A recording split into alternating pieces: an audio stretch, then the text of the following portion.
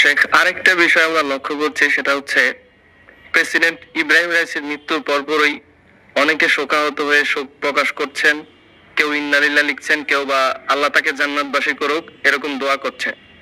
আবার একই সাথে বিপরীত পৃষ্ঠে কাউকে দেখা যাচ্ছে আলহামদুলিল্লাহ বলছেন। কট্টর শিয়াপন্থী হওয়ার কারণেই তারা বলছেন কিনা এই বিষয়টা আপনার কাছে একটু জানতে চাচ্ছি। হ্যাঁ, এটা একটা আকীদাগত প্রশ্ন।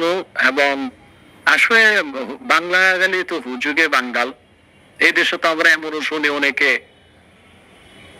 ওই খামেনির বিপ্লবকে ইরানে ইসলামী বিপ্লব বলে। খামেনির বিপ্লব কোনোদিন ইসলামী বিপ্লব না, কারণ শিয়ারা ইসলামের অনুসরণ করেন। তো ওই ধরনের লোকজনই না বুঝে, আকায়েদের ব্যাপারে জ্ঞান না থাকার কারণে হয়তোবা ইন্না লিল্লাহ লিখতেছে এবং তার বেহেশতে উঁচু মাকামের দোয়া করতেছে। আহলুস সুন্নাহ ওয়াল জামাত একমত, আহলুত তাশাইয়ুক কুবরা যারা, তারা কাফের। অর্থাৎ যারা কোরআন কারীমের তারমিম বা তাহরিফের কায়েল, যারা বিশ্বাস করে নাউজুবিল্লাহ কোরআন শরীফে সাহাবায়ে কেরামের মধ্যে সিদ্দিক আকবর, হযরত ওমর, উসমান ওনারা পরিবর্তন আনছেন, নিঃসন্দেহে তারা কাফের। কারণ আল্লাহর কোরআন হেফাজতের দায়িত্ব আল্লাহর। আল্লাহ নিজে বলেছেন, ইন্না নাহনু নাযালনা যিকরা ওয়া ইন্না লাহু লাহাফিজুন লা তাবদীলা লিকালিমাতিল্লাহ। স্পষ্ট কোরআনে আল্লাহ বলছেন, কোরআনের কোন পরিবর্তন কোন মানুষের পক্ষে করা সম্ভব হয়নি। এটাকে তারা অস্বীকার করে। আহলুত তাশাইয়ুক কুবরা তারা কাফের। যদি সে সেই পন্থী হয়ে থাকে তাহলে তো ইন্না লিল্লাহ বলার প্রশ্নই আসে না, যে বলবে তার ঈমান নষ্ট হয়ে যাবে। আর যদি আহলুত তাশাইয়ুক সুগরা হয়, এরা কারা? এরা হচ্ছে যে তাদের আকীদায় সাহাবায়ে কেরামকে তারা গালিগালাজ করে না, বা কোরআন কারীমের কোন আয়াতে তাদের শক নাই, তারমিম বা তাহরিফের কায়েল না। শুধুমাত্র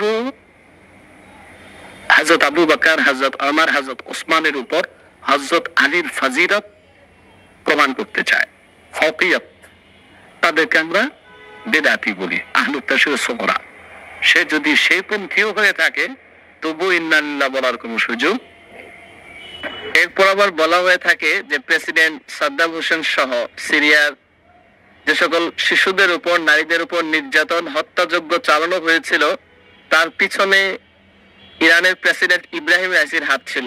যার কারণে আমরা দেখতে পেয়েছি প্রেসিডেন্ট ইব্রাহিম রাইসির মৃত্যুর সংবাদ ছড়িয়ে যাওয়ার সঙ্গে সঙ্গে সিরিয়ার বেশ কিছু অঞ্চলে রাস্তায় মিষ্টি বিতরণ করা হয়েছে। তো এই বিষয়টি শাইখ আপনি কিভাবে দেখছেন? আপনার মূল্যবান মতামত আশা করছি। হ্যাঁ,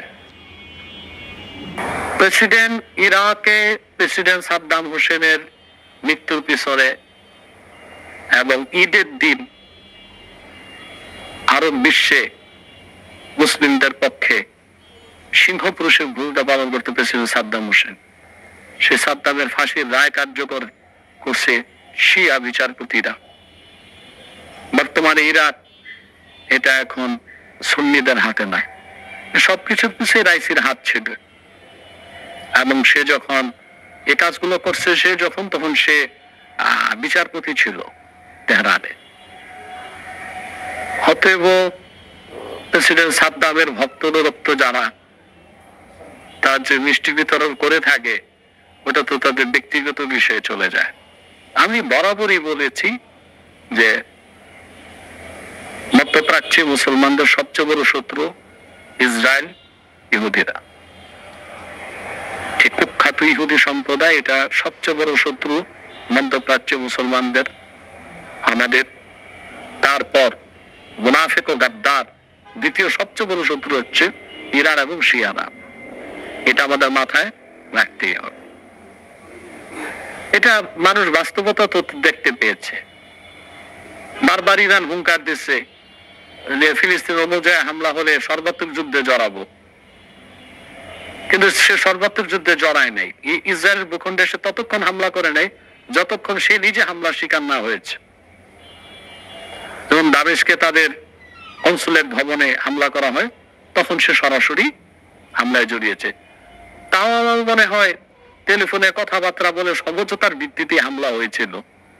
এরপর ইসরায়েলের পক্ষ থেকে হামলা বন্ধ, ইরানের পক্ষ থেকে হামলা বন্ধ, কিন্তু আমাদের হামাসের মুসলমান ভাইরা তো রক্ত জীবন দিয়েই যাচ্ছে। রাফাতেও তো হামলা হচ্ছে, ইরান সর্বাত্মক যুদ্ধে জড়ায় নেই কেন? এই বিষয়গুলো আমাদের বিবেচনা করতে হবে। আমরা আসলে আল্লাহ মাফ করুক, এই যে হুজুগে বাঙালি এই কথাটা আসলে আমাদের ক্ষেত্রে মনে হয় প্রযোজ্য হয়। আমরা অনেকটা না বুঝেই আবেগ প্রবণ হয়ে অনেক কথা অনেক সময় বলি, কিন্তু কোন কথার কারণে আমাদের আকীদায় আঘাত আসে, কোন কথার কারণে আমাদের নিজেদেরই মান নষ্ট হয়ে যায়, ওই দিকটা আমরা মোটেও লক্ষ্য রাখি না। আল্লাহ আমাদেরকে হেদায়েত করুক, হেফাজত করুক। এবং আমরা চাই আমাদের জীবদ্দশায় আমরা দেখতে চাই বিশ্ব মানচিত্র থেকে ইসরায়েল নামক রাষ্ট্রটা মুছে গিয়েছে। প্রিয় বন্ধুরা, এখানে আব্বাসী সাহেবের কাছে আমরা শুনলাম আমাদের দেশের কিছু কিছু ভাইয়েরা যারা ইরানের প্রেসিডেন্টের জন্য মাগফিরাতের জন্য দোয়া করছেন, ইন্না লিল্লাহ পড়া যাবে কিনা এবং তাকে নিয়ে যে মিষ্টি বিতরণ করা হয়েছে সেই ব্যাপারে ডিটেলস আলোচনা করেছেন। এখানে আহলে হাদিস বা সালাফি কোনো আলেম আনি নাই, কারণ আনলে বলবেন যে তারা তো এই কথাটা বলবে। দেখুন, এখানে আব্বাসী সাহেবের এই দৃষ্টিভঙ্গিটা আপনার একটু বিবেচনা করে দেখুন যে আসলে সেক্ষেত্রে আমরা তাদের জন্য ওইভাবে ভাবতে পারি কি না যেভাবে আসলে আমরা ভাবছি এবং তাদের জন্য মাগফিরাতের দোয়া করছি। অতএব আসুন আমরা তা আসলে যদি ভিতর থেকে তাদের অস্তিত্বটাকে আমরা না জানি, তাহলে কিন্তু আমরা তাদের বাহ্যিক দেখে আমরা ধোঁকায় পড়ে যাব। প্রিয় বন্ধুরা, এখানে আসলে ভাবতে পারেন যে বিরোধিতা করে আমি কেন ভিডিও বানাচ্ছি। ভাই, এটা বিরোধিতার না, আসলে আমাদের সত্যিকার অন্তর্নিহিত বিষয়গুলো আমাদের জানতে হবে। যদি আমরা জানি তাহলে আমরা ধোঁকায় পড়ব না, কারণ তারা আমাদের কিভাবে ধোঁকায় দিচ্ছে সেই বিষয়টা আমাদের সাধারণ অনেক মুসলিমরা জানে না। শুধুমাত্র উপরের দৃশ্য দেখে তারা আসলে তাদের ব্যাপারে মূল্যায়ন করে, কিন্তু গভীরে গেলে তাদের অবস্থানটা প্রকাশ পায়। এর জন্য আমি বলেছিলাম যে চোখে যদি রঙিন চশমা থাকে তাহলে তাদের ওই চক্রান্তগুলো আমাদের কাছে ধরা পড়বে না, তারা আসলে ইসলামের কোনো প্রতিনিধিত্ব করে না সেই বিষয়টা ধরা পড়তো। তাই আমাদের চোখ থেকে এই রঙিন চশমাটা খুলে তাদেরকে আমাদেরকে বিচারের মানদণ্ডে, আকীদার মানদণ্ডে, ইসলামের মানদণ্ডে আমাদেরকে দেখতে হবে। তবেই আমরা আসলে এই গাদ্দার মুনাফিক টাইপের যে গোষ্ঠী এবং নেতারা রয়েছে তাদেরকে আমরা চিনতে পারবো। আল্লাহ আমাদের প্রত্যেককে সঠিক বুঝ দান করুন, আমিন।